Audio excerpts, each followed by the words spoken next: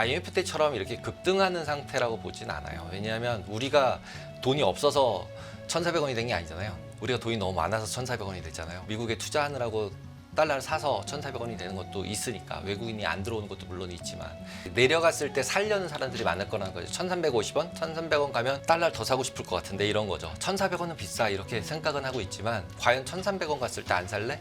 라고 얘기하면 또 사고 싶은 거죠. 이제는 1,300원을 기준을 중앙에 놓고 위아래라고 생각을 했었는데 1,400원 중앙에 놓고 50원이야. 위로 50원, 아래로 50원. 레벨 자체가 좀 올라갔다라고 네. 보시는 게 맞을 것 같습니다.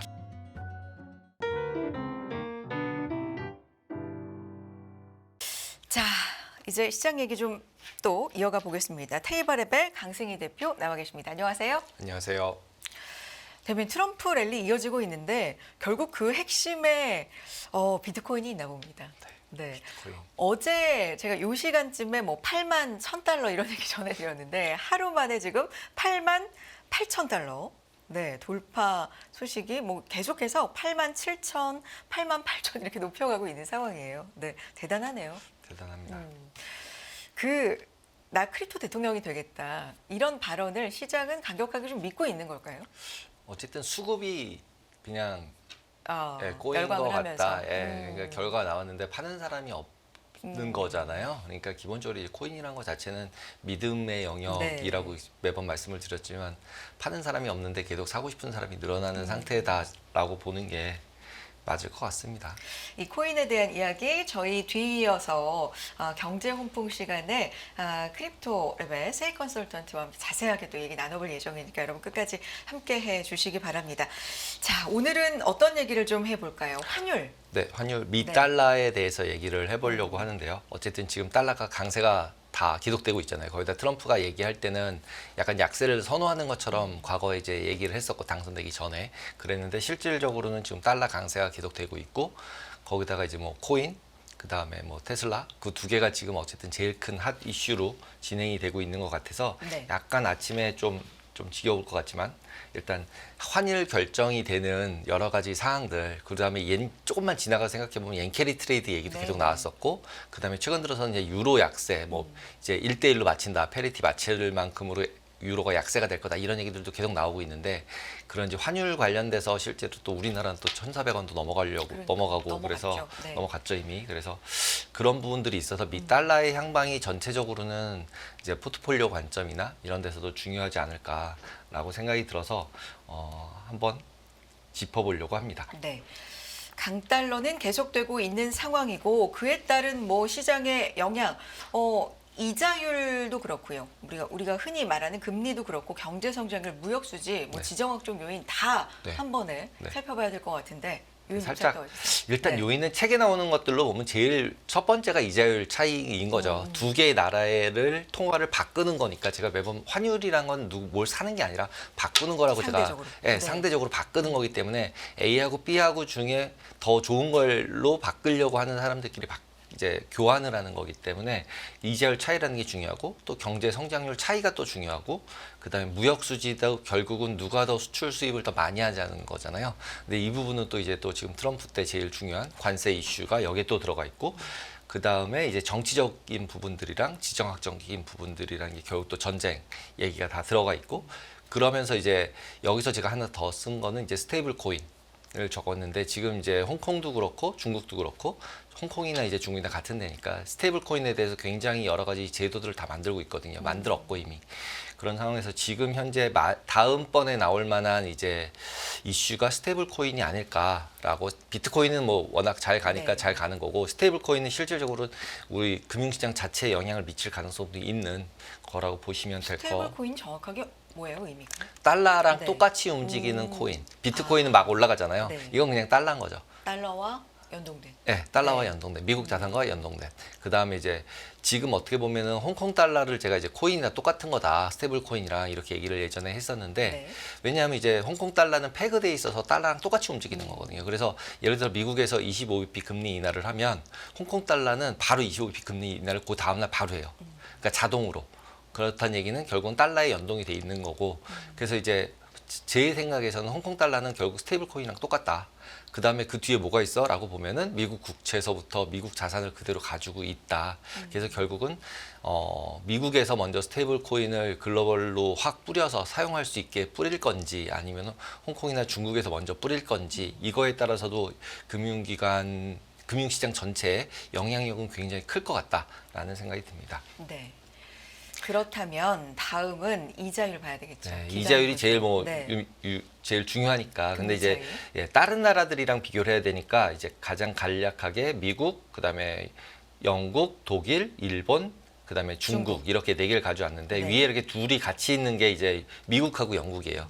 그러니까 어떻게 생각하면 아직도 미국이 금리가 제일 높은 상태인 거죠. 상대적으로. 그다음에 이제 독일 같은 경우도 장기는 좀 낮게 있지만 단기는 아직도 많이 높아서 굉장히 이제 경기가 안 좋다라고 이미 다 저희가 알고 있고 정치 상황도 안 좋다라고 알고 있는 부분들이 반영이 되고 있는 거고, 일본 같은 경우는 이렇게 낮게 맨 밑에 있는 게 일본이거든요. 그 중간에 있는 게 중국이고, 그 중국은 조금 뒤로 제치더라도 일본이 혼자 너무 많이 이렇게 밑에 있으니까 위로 올라가서 얘네 둘이 금리 차가 좁아지는 것 때문에 옌캐리 트레이드 청산 얘기가 계속 나왔구나 라고 보시면 될 것 같아요. 그리고 이제 이자율 추이 같은 경우 일단은 길게 보면 저희가 이제 뭐 그렇게 오래 사는 건 아니지만 아주 길게 보면 금리는 전반적으로 보니까 계속 내려가는 추세더라. 전 세계가 다. 근데 이번에 코로나 때 많이 올라서 오른쪽 같은 경우 보시면 쫙 금리를 올렸었잖아요. 인플레이션 있다 그래서 이렇게 올렸던 게 뭐 그래서 뭐 파월이 너무 실기했다. 너무 늦게 올렸다. 인플레이션이 있었는데 이런 얘기 나왔지만 결국 그 전후로 생각해 보면은 이제 코로나 때문에 돈을 많이 풀었고 거기서 발생한 인플레이션이 발생했다라고 보시면 되고, 그런 것들이 없다고 가정했을 때는 전반적으로는 고점을 계속 낮추면서 내려오고 있고 그게 일본이나 또는 유럽이나 다 비슷비슷하게 움직이고 있어서 여기서도 금리 내려가는 쪽의 방향이 완전히 바뀔 것이다 라고 보기는 자본주의가 바뀌지 않는 이상은 쉽지 않을까라고 생각이 듭니다. 그래서 이제 그냥 지금 이제 트럼프 2.0이니까 위기를 준비하고 있으니까. 네, 트럼프 2.0 시대에는 그러면 달러가 강세가 계속될 거냐, 그리고 달러 강세가 지속된다면 언제 꺾일 거냐라는 것을 이제 한번 예상은 해봐야 되지 않을까라고 생각이 들고요. 그래서 일단 첫 번째 강세 요인들은 저는 이제 거시 정책들이, 경제 정책들이 변화가 되고 있다라는 부분. 두 번째는 미국 경제가 상대적으로 강하다, 다른 나라들에 대비해서.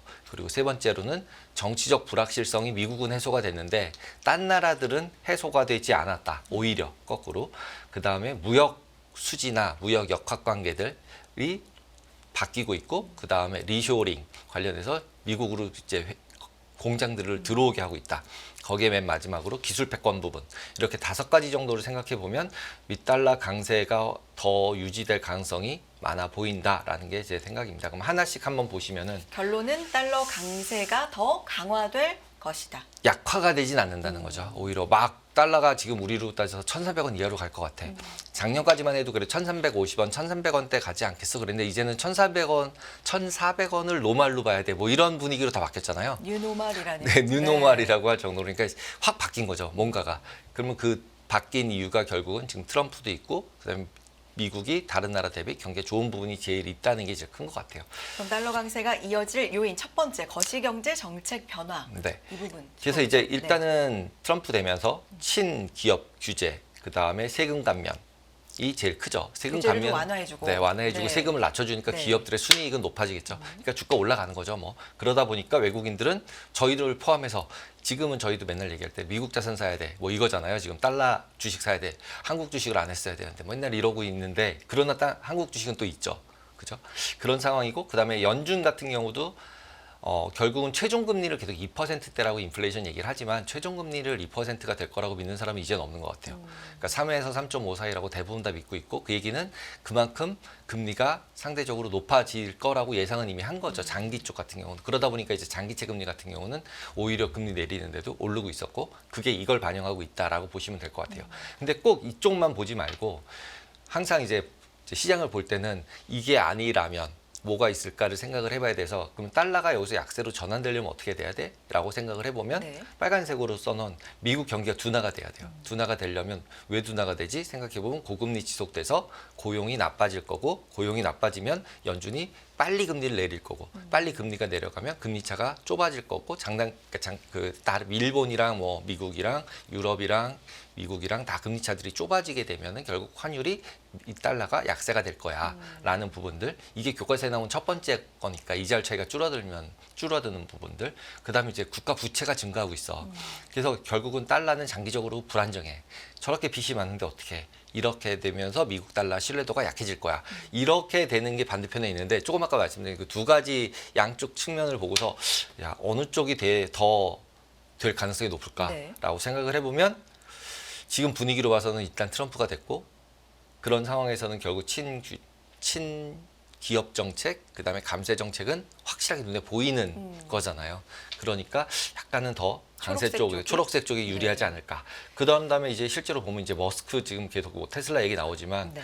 정부 효율이라는데 지금 이제 관료로 들어갈 수도 있는 것 같고 그러면서 이제 뉴스가 이미 나오고 있고요. 그래서 규제 기관들을 축소하려고 하고 있고, 예. 그러면서 이제 결국은 더 친기업이 되는 거죠. 그리고 이제 밑에 보시면은 폴리마켓에서 이제 대통령만 하는 게 아니라 트럼프 행정부에 누가 들어갈 것 같아. 이런 걸 또 이제 하고 있더라고요. 예, 네. 로또로 하고 있더라고요. 그런데 머스크가 73%. 그러니까 이제 정부 관료가 되는 거죠. 그다음에 이제 케네디 주니어 같은 경우도 이제 거의 이제 바이오 관련돼 있는 것들에서 거의 관료가 될 것처럼 91%가 이제 관료가 될로 될 거다라고 예상을 하고 있는 부분들까지를 봐도 결국은 이제 친기업 쪽으로 되는 게 맞지 않나라는 생각이 듭니다. 그리고 이제 두 번째로는 이제 미국이 결국 경기가 좋아 이거잖아요. 그러면 경기가 좋다는 건데 그러면 좋다는 게 상대적으로 좋은 거잖아요. 지금 독일 같은 경우는 지난주 뉴스긴 하지만 독일 스태그플레이션 문턱에 도달했고 물가는 뛰고 성장률은 둔화되고 있다. 이런 뉴스들이 계속 뜨고 있어요. 그다음에 일본 같은 경우도 뭐 금리 차가 워낙 낮으니까 그다음에 중국도 지금 뭐 계속 살리고자 하죠. 계속. 그렇게 하고 있어서 경제를 그냥 두 쪽을 비교를 해보면은 일단은 미국이 더 우세한 부분이 있다라는 거고 기업이랑 제조업을 지지하는 방향 쪽으로 이제 정책들을 다 바꿔갈 가능성이 더 높아졌잖아요. 그러다 보니까 당연히 유로존 중국보다는 더 잘 성장할 것 같고 그러다 보면 당연히 자산 시장들, 주식 시장이든 채권 시장이든 부동산 시장이든 어느 쪽에다가 돈을 갖다 집어넣을래? 돈은 왔다 갔다 하는 거니까 특히 글로벌하게는 그래서 결국은 해외 투자자들이 미국 자산을 선호할 수밖에 없는 현재의 모습이라는 거죠. 그러다 보니까 달러 강세일 가능성이 더 높지 않을까. 그다음에 그러면 이것도 또 좀 아까처럼 반대쪽 네. 생각해 보면 아니야 유로존이나 아시아 국가들이 다시 성장을 다시 할 거야. 그리고 신흥시장 쪽에서 다시 올라갈 거야라고 생각을 할 수 있어요. 그렇죠? 뭐 그러니까 중국에서 돈을 많이 풀어서 이제 계속적으로 중국 경제 다시 살아나고 특히 그다음에 중국 부양책에 대한 기대감이 좀 거기 너무 있는데. 크죠, 너무 크죠. 네. 그다음에 그렇게 되면서 브릭스들한테 힘을 좀 모아서 달러를 좀 막으면서 자기들끼리 수출 수입 더 열심히 하고 경제 성장을 더 이뤄서 자기들끼리 해볼 거야. 그러면서 신흥시장 쪽으로 돈이 이제 옮겨갈 수도 있는 거잖아요. 이런 경우. 근데 문제는 저는 지금 이 상황에서 밑에 쭉 적었지만 글로벌 마켓에서 달러가 미국으로 계속 들어가면 미국 밖에서의 달러의 양을 생각해 보면 달러가 부족해지는 거거든요. 그럼 달러가 부족해지면 무슨 일이 있었나라고 생각을 해보면 IMF가 있었어요. 그래서 결국은 이렇게 해서 계속 미국이 강세가 되고 미국 자산으로 돈들이 들어가기 시작을 하고 미국 채권도 더 선호하게 되고 이런 상황이 됐을 때는 결국 피해라기보다는 경기가 너무 나빠지거나 아니면 크라이시스 같은 게 일어날 때가 미국이나 뭐 다른 나라가 아니라 이머징 국가들 신흥시장이지 않을까라고 생각이 듭니다. 지금 양쪽의 가능성을 다 제시를 해주고 계시는데 네. 지금까지는 초록색 쪽이 네, 월등히 초록색이 많죠. 지금으로서는 가능성이 네. 좀 높다. 사실 2025년을 좀 빠르게 예측을 하는 어떤 분석들을 봐도 미국 예외주의는 계속해서 이어지거나 강화된다라는 분석들이 좀 많더라고요. 그러니까 예외주의라는 단어랑 그다음에 우선주의라는 단어가 약간 다르더라고요. 예외주의는 어떻게 생각하면 미국이 나는 스페셜해. 근데 다른데 경기는 안 좋은데 혼자 좋은 상황? 뭐 이렇게도. 네, 그런 것도 있지만 네. 약간은 예외라는 게 내가 특별해서 전 세계를 내가 관리하고 있어가 예외주의거든요. 원래는 나는 스페셜하기 때문에 자유민주주의를 수호하며 뭐 이런 거거든요. 자유를 수호하며 뭐 이러면서 전 세계를 내가 이렇게 좀 관리는 한다. 이게 예외적인 나라라는 거죠. 그러니까 나머지를 다스리는 듯한 패권적인.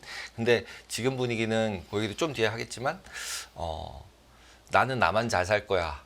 이렇게 되고 있는 것 같아서 이제 옆에 이제 이머징 국가에 사는 저희로서는 불안한 거죠. 뭐 특히나 트럼프 2기를 준비하면서는 미국 우선이면서 네. 예외면서, 예외면서. 뭐 이런 걸 예외를 생각해봐야 버리는 게 더 되는. 문제인 것 같아요. 아. 오히려. 자, 그래서 이제 세 번째 보면 네. 이제 정치적 불확실성, 그다음에 지정학적 리스크들도 미국에 더 우위가 더 가는 것 같아요. 그래서 독일 조금 아까 말씀드린 것 3인당 숄츠 총리 위기를 지금 맞고 있고 그 이유는 보면 경기 침체고 그러면서 연립정부 붕괴되고 그러면서 이제 재신임 투표 또 하고 그다음에 그러다 보니까 당연히 불안한 거죠. 유럽 전체가. 독일이 망가지면은 유럽 전체가 망가질 가능성이 너무 커지니까 이미 프랑스는 좀 안 좋아졌고 나머지 끌고 가는 게 유일한 게 독일이었는데 독일도 나빠졌고 하다 보니까 아까 보여주던 폭스바겐 그림도 맞습니다. 나오는 것처럼 중국한테 밀려가고 있고 이런 상황이죠. 그다음에 중국 같은 경우도 부양책을 발표를 하지만 부양책이라는 게 돈을 찍는 거잖아요. 그럼 돈을 찍었는데 위안화를 막 찍어서 막 뿌리고 있는 거잖아요. 그럼 위안화의 가치가 높아질 가능성은 별로 없죠. 많이 뿌렸잖아요. 그럼 싸지는 거잖아요. 그렇다 보니까 위안화가 약세가 될 가능성이 많은 거죠. 달러 대비해서 또 생각해 보면. 그러면 위안화 대비 달러가 더 좋다는 얘기는 글로벌하게 봐도 달러가 더 좋은 거네. 이렇게 돼버리니까 달러가 더 강세 쪽의 요인으로 작용을 할 수밖에 없고. 근데 이제 그 반대편으로 또 가서 생각해 보면 어떻게 되면은 그럼 달러가 약세가 될 것 같아요. 정치적으로 볼 때 생각해 보면 미국 내부적으로 갈등이 있어야 돼요. 그렇죠? 공화당 내에서 이제 민주당 같은 경우랑 이제 둘이 뭐 싸운다거나 이래야 되는데 지금 이제 그것도 레드 스윕으로 또 가니까 또 한 방향으로 다 쏠려가고 있잖아요. 레드 스윕까지 4석 남았다는 네. 보도 나오더라고요. 네, 아직 결정은 안 했지만 뭐 네. 그 정도면 거의 된 거죠. 뭐 될 가능성이 높아진 거죠. 그런 상황에다가 그러면 이제 공화당끼리 싸울까? 그것도 뭐 논리는 있을 수는 있겠지만 그래도 다른 나라 대비해서는 낫죠. 그죠? 일본도 이시바 뭐 지금 총리 됐다고 하지만 지금 뭐 계속 자민당 왔다 갔다 하고 있는 거고 일본도. 그다음에 대외 관계가 악화되면서 미국의 이제 글로벌 리더십이 약화된다. 이런 부분이 되면서 또 브릭스끼리 모이고 달러 약세된다. 또는 지정학적 리스크가 해소된다. 그러니까 유럽에서 지금 우크라이나 전쟁이 정지가 되면 그러면 이제 재건을 해야 되니까 유럽 경기가 다시 살아나지 않을까? 그러면 다시 유로가 강세가 될 수도 있잖아요. 근데 지금은 계속 페리티 1 얘기 나오면서 이제 이 전쟁 종식되는 거에 대한 이슈들은 계속 점점 오히려 딜레이되고 이게 오히려 미국한테 좋은 거야? 아니면 이게 유럽한테 좋은 거야? 이것도 잘 모르겠는데 이런 약간 그레이한 모양새를 갖춰주고 있는 걸로 봐도 또 이것도 또 결국은 미국이 더 나아 보이는 거죠. 상대적으로 두 개를 비교했을 때. 그리고 지금 이제 트럼프 제일 이슈가 되고 있는 관세.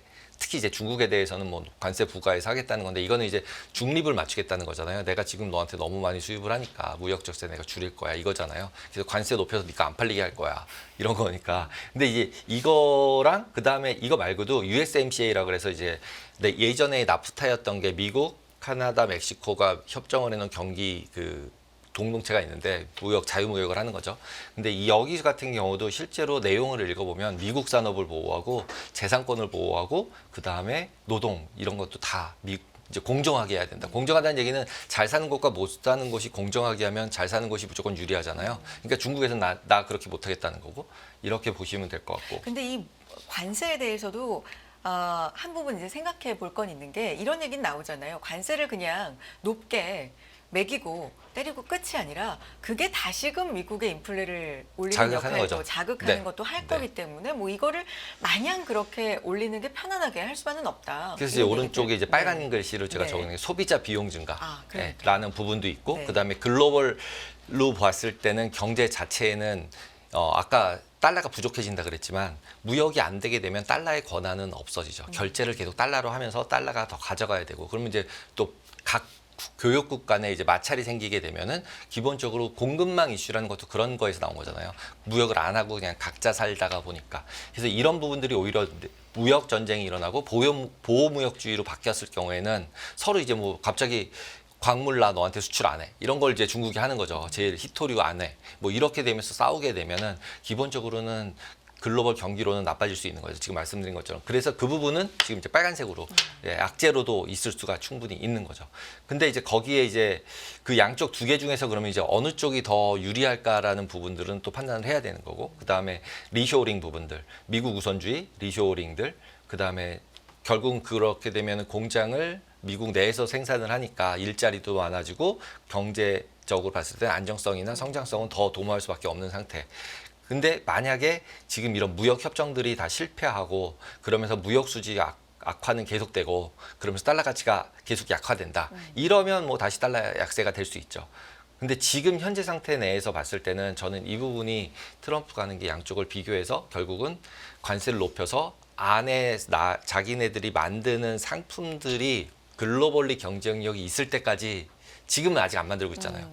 그렇게 되면서 미국이 과연 수출국으로 바뀌면 지금 완전 수입국인데 수출국으로 바뀌면 어떻게 될까? 그리고 달러 약세가 됐을 때 유리한 게 수출할 때가 달러 약세가 될 때 제일 유리하잖아요. 자국 통화가 약세가 돼야 수출이 잘 되는 거니까.